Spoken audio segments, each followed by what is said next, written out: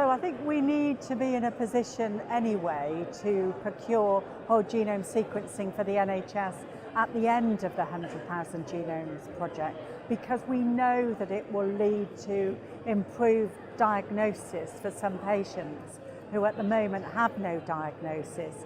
The second is what we know is the understandings from whole genome sequencing and the work we're doing will influence the way in which we investigate cancers, and therefore it will drive both what we require to underpin, for example, the diagnosis of rare disease, to look at cancer as early as possible and to monitor that over time, and then to also extend this to other clinical conditions.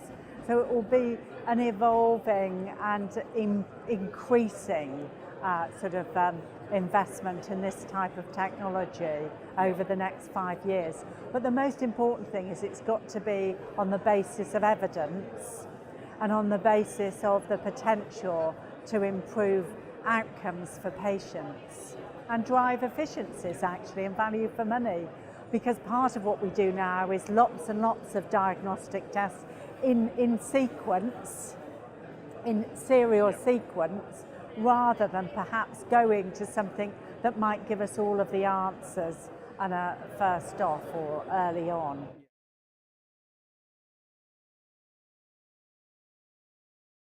So there will be, so what we're likely to see is we'll look at across the spectrum of diagnostics at what diagnostic tests we need and are effective for what they're supposed to be effective in diagnosing. So there will be some consolidation. In terms of the utility, so there's about a billion tests performed. I anticipate that number may go up, but the nature of those tests may change. So we may be able to run some on sort of robotic platforms, high throughput platforms. Others may be done more as point of care testing or real-time collection and monitoring at the patient's bedside. That could even be in theatre, in surgery. And our challenge will be, how do we get the data flowing around? So an event like this brings not only enthusiasts together, but those who want to learn more about what's happening, and together with industry, together with other academic and other professional partners in this. To deliver this effectively will require us all to work together.